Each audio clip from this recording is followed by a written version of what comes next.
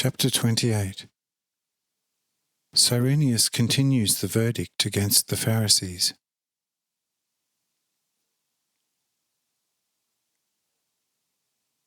Hermes says, "Lord, Lord, over there 10 feet from this table stands with a young girl, a man of a wonderfully friendly and also highly wise appearance. A very sweet and warm-hearted young girl is talking to him, and if he says something, she shows an indescribable happiness. Who is this very dear man, then? How noble is this person's form in such a wonderfully magnificent figure? Almost all eyes are directed at him. Judging by his clothes, he is a Galilean. Can you tell me something about this man? Oh gods, the more I observe the man, the more I become positively in love with him. I don't hold it against my wife and my 3 daughters that they almost cannot divert their eyes from him. I would bet my life on it that this man is a good, honest, and wise person. But who and what is he? Tell me about him, Lord, Lord, and we will then immediately begin to work on the main villains. Oh, they will not escape from us in any case. Only we must not take their statements into consideration at all.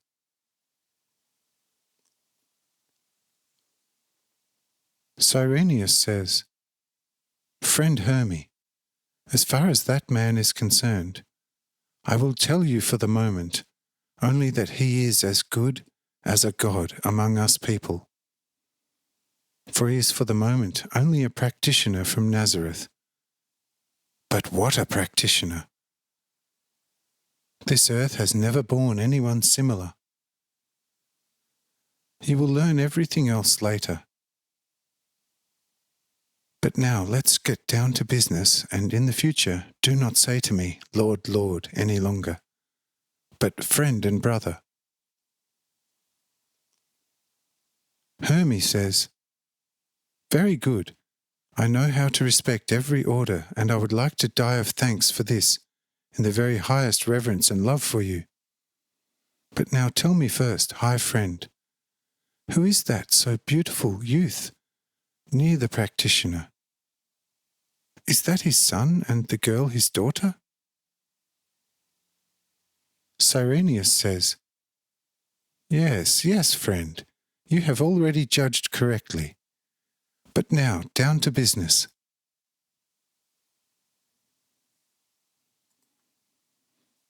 After these words, Cyrenius has the head Pharisee come close again, and asks him whether he knows the messenger. The first one says, "Who does not know the famous singer and zither player? We have often taken great enjoyment from his songs. It is only an eternal shame that he cannot be moved over to the religion of our fathers. Truly, he would be superior to our great David. He is an extremely honest, trustworthy, and sensitive person. Only he is not disposed to us, which we willingly overlook, however, since we cannot demand that he should understand our often very severely inhuman-seeming statutes in their spirit." Cyrenius says, "This Hermes, however, is your harshest critic, and has now confirmed to me only too directly, for the second time, what a most believable witness said about you previously.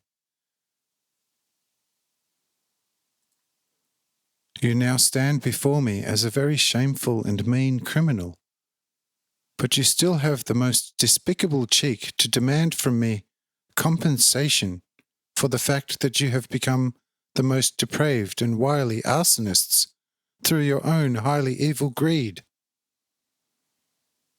What do you say to that? The head Pharisee says, quite relaxed, "As far as Hermie is concerned, we have absolutely no quarrel with him. For we have long known that a person who does not possess even a very little knowledge or other about a thing cannot judge differently than how the thing seems to his limited understanding. Who could ever be filled with wrath against a person who falls from the roof and thereby kills a person sitting under the roof? If the good singer Hermie now wants to be our enemy, so be it. But we will nonetheless never become his enemies. But there is supposed to be a dangerous point in the sea in Europe, near Sicily, which is called Scylla and Charybdis. Whoever sails through the Scylla without misfortune is swallowed up in the Charybdis. But we tonight also floated in a true moral Scylla and Charybdis. And we ask you now, what should we actually have done that would have been fully justifiable to you Romans?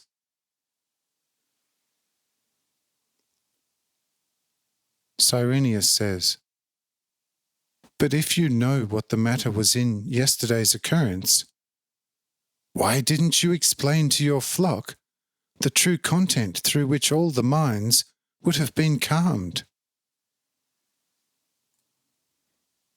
Why do you lie to the people and create a reason for the greatest ruin and confusion and present rebellion against yourselves? Why do you blackmail the most unheard of and very most tyrannical sacrifices from the people, since you know what the appearance was, and that it hides no trace of the prophecy of Daniel? Give me information about it and justify such unheard of behaviour on your part against the poor and blind people, made foolish and superstitious."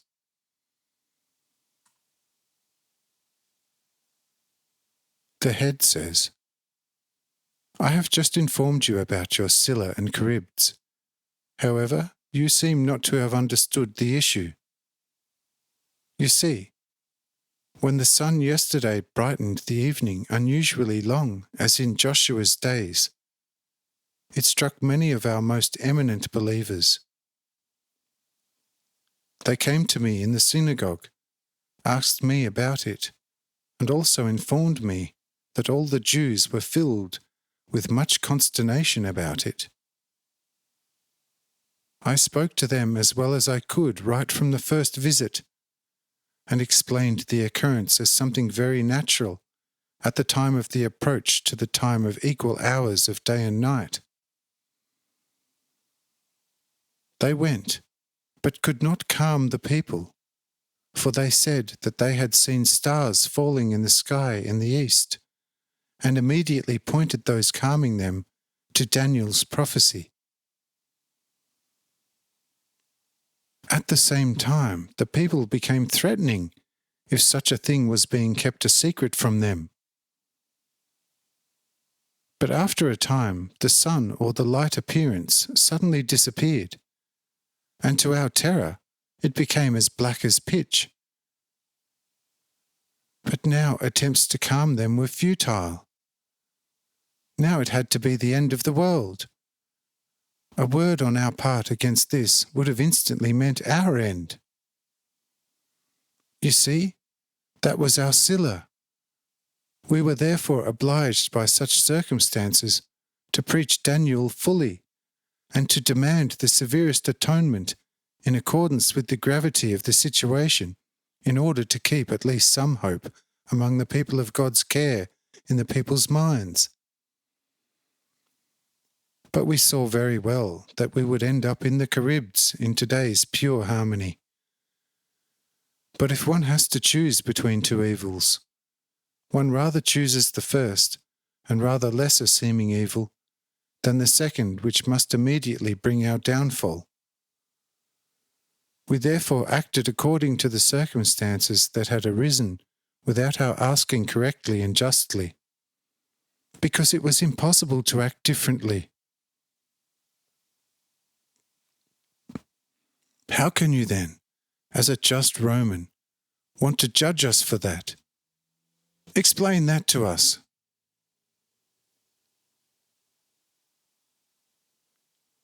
Cyrenius says, Yes, that may well be true. But the question remains, what did you do with all the sacrifices you took? For the end of the world, for which you demanded and took the sacrifices as prevention, did not come today, as we can see. Would you ever have given them back to the poor people? The High Pharisee says, High Master, that is truly a strange and superfluous question. It goes without saying that it had to happen with all cleverness and care for the sake of the blindness of the people. But now just ask the question to the fire, which consumed all the sacrifices and all our stores, what it will do now. Because of our sermon, demanded through circumstances and necessity, of Daniel's prophecy, it was not necessary to burn our houses and synagogues, which happened to us because of your wise companions in faith, out of wrath against us. We came, therefore, not because of us, but to ask for our people, in that we have now become beggars without our own guilt. How might or how can you now judge us, instead of helping us, and even want to punish us? Consider the whole situation, the reason and the facts, and you must be in the greatest darkness if you then consider us guilty.